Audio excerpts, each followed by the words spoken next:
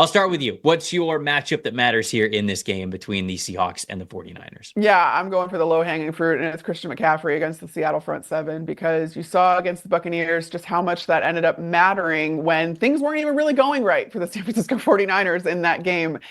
Jake Moody missing all those field goals, coming in clutch, sure, but Christian McCaffrey elevates an already productive offense. I mean, coming or even in his absence, San Francisco had the second-ranked offense in terms of yardage totals in the league. But then you got Christian McCaffrey added to it. He goes over 100 all-purpose yards against the Buccaneers, which honestly kind of seemed quiet, given that especially on the ground he had a three yard per carry average, 13 rushes for just 39 yards. But then you add in the fact that he caught 6 of 7 targets for 68 yards, and all of a sudden Christian McCaffrey added over 100 all-purpose yards to this offense.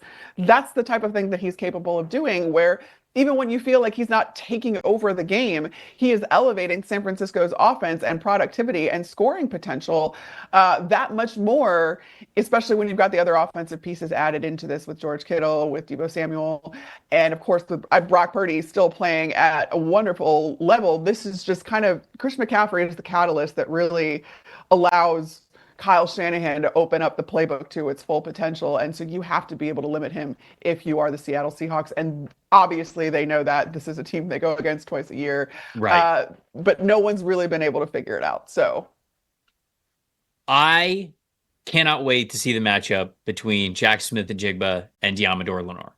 When you yeah. look at Jackson Smith-Njigba lined up in the slot so far this season, he is first in the NFL in catches. He is first in receiving yards. He is first of catches gaining a first down, and he is first in catches of 15 yards or more. This is, this season, the best slot receiver in the NFL. And he is going up against a player who is a pretty dang good slot defender in Diamador Lenore, who also just got paid $92 million in a 5-year deal that he signed earlier this week. So it's almost like I kind of feel bad for Lenore, because I can already see the tweets of Jackson Smith-Njigba getting a couple on him, because it's just going to happen. These guys are going to go back and forth, and it might be a touchdown, and people are going to go like, what a bum, he wasn't worth it. And that's not really how coverage works. Come on, guys. We got to be a little bit more forgiving and more context than that. But Lenore has played 343 snaps in the slot this season, 64.8 coverage grade in the slot. And again, I just think it's going to be a big-time headline matchup with these two going up against each other. Very clearly, the 49ers like Lenore a lot and what he has been to their defense as that reliable slot defender, but he's got a big-time matchup in the player who is playing the best in that role on the opposite side of things on the offense in Jackson Smith-Njigba. So I think that is, to me, a major matchup that matters, because if you could slow down Njigba, even with DK Metcalf back, I think that their firepower is there for the 49ers to be able to win this game. But what's a plus factor for you? Obviously, outside of McCaffrey, which you said was your matchup that matters there, what's a plus factor for you? Yeah, honestly, it was Jackson Smith-Njigba, but I will go over towards the DK Metcalf return and what that could mean for the Seattle Seahawks offense. And Metcalf, especially in single coverage, which adding him back into the lineup with these other guys means that you're probably not going to be able to double DK Metcalf. Metcalf versus single coverage, 33 targets, 15 catches for 299 yards. That ranks 15th in the league. 12 catches gaining a first down. That's tied for 26th among wide receivers. 6 catches gaining 15 or more yards, tied for 22nd among all wide receivers. So pretty good numbers in those single coverage situations, which should end up happening, especially with how much they move around Jackson Smith-Njigba too. That's something that, again, messes with how you can play these guys collectively and how much of an opportunity that you could have now that DK Metcalf is back in this lineup.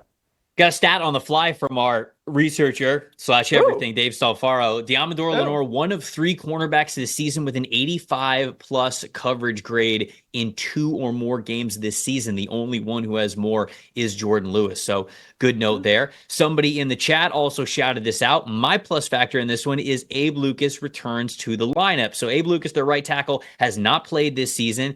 He did not play a good chunk of the 2023 season. I think he only played 6 games last year due to a knee injury that they thought he was going to be back. Everything was going to be all right, but then he underwent surgery. They were hoping that he was going to start the regular season. He has not played yet, and it has been a struggle for them on the right side of the offensive line, especially through the early parts of the season. When Stone Forsythe was out there, he was giving up the most pressures in the NFL. Charles Cross on the other side at left tackle is brilliant. He's one of the best young offensive tackles. I shouldn't say young. I should just say in the game. He's one of the best offensive tackles there. But Him and Abe Lucas, those were the 1-2 players 2 years ago during their rookie seasons when it felt like, wow, okay, Seattle really nailed it. They've got their bookend offensive tackles of the future. And because of this knee injury, Lucas just has not been able to play.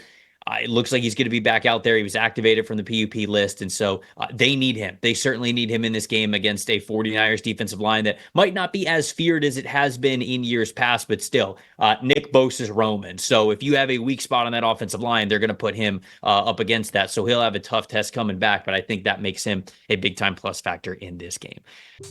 Thanks for watching, everybody. Make sure you like and subscribe the video. And if you don't have a PFF Plus subscription, you can get one to see all the premium stats that we talked about here on the show, plus the expert betting and fantasy advice over at subscribe.pff.com. The description is also right below. So if you are not a PFF Plus subscriber, you become one today.